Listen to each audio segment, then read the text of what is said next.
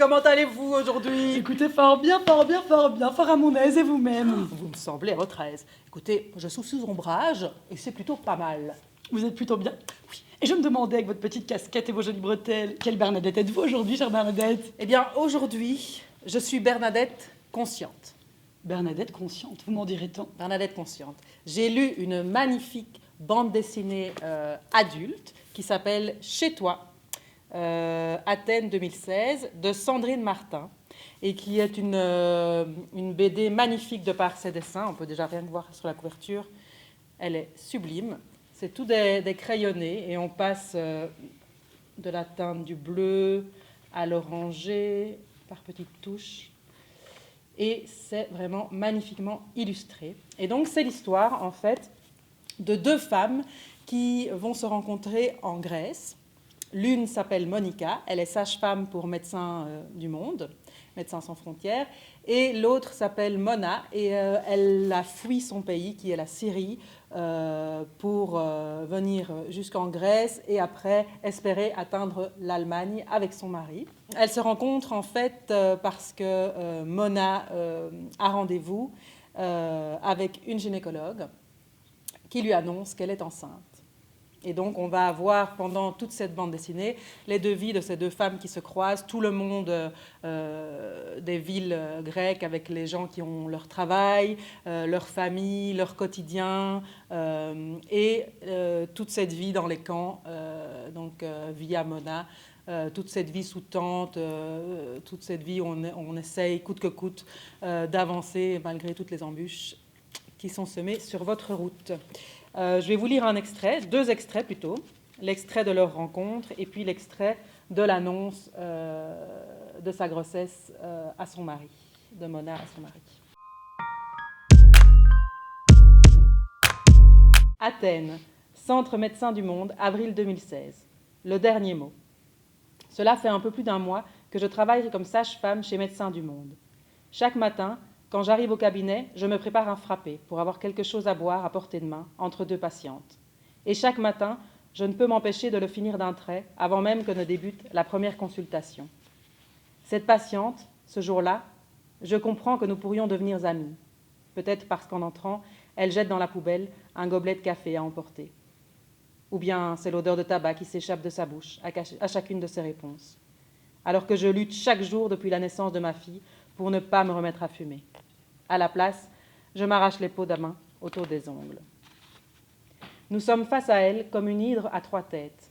Moi, la sage-femme, suçant discrètement le sang d'une nouvelle coupure. Sotiria, la gynécologue. Ala, la traductrice. Nous avons le résultat de vos analyses.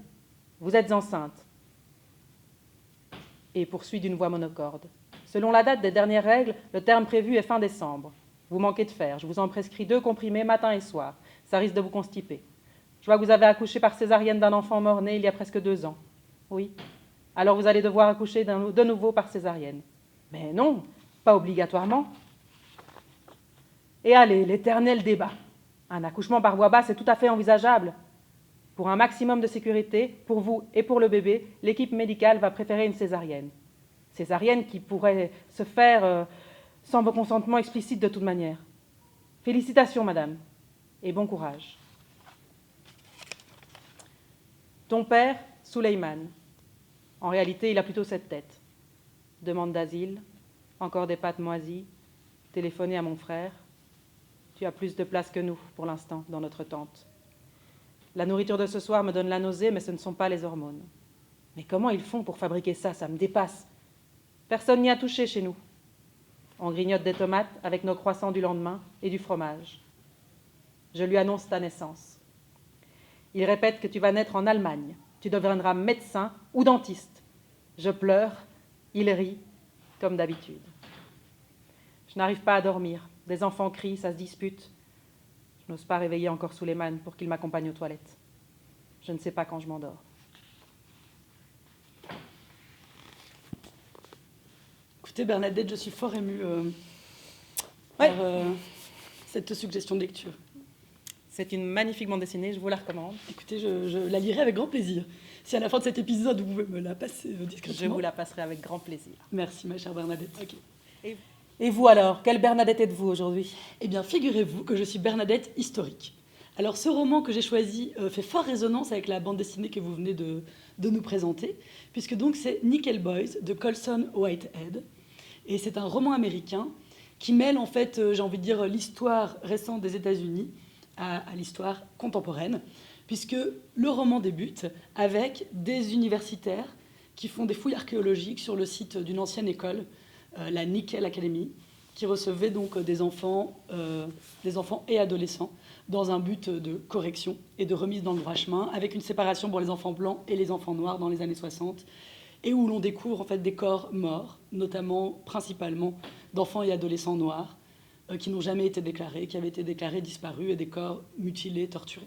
Et donc face à cela, c'est tiré d'une histoire vraie, une enquête va commencer à être menée, et on va retrouver les personnages qui ont grandi et vécu dans cette école durant leur adolescence. Alors, eux sont fictifs, et notamment 2 personnages très touchants, Elwood et Turner, qui vont se lier d'amitié dans cette école, et vont essayer de s'en sortir grâce à la force de l'amitié. C'est un roman qui m'a énormément, énormément touchée, vraiment fort bouleversée. Donc voilà, je vais vous en lire un petit extrait.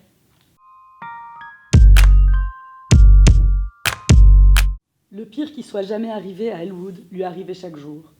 Il se réveillait dans cette cellule. Il ne parlerait jamais à personne de ses jours passés dans le noir. Qui viendrait le sortir de là? Il ne s'était jamais considéré comme un orphelin. Il avait simplement dû rester en arrière pour permettre à sa mère et à son père de trouver ce qu'ils allaient chercher en Californie. La tristesse ne servait à rien.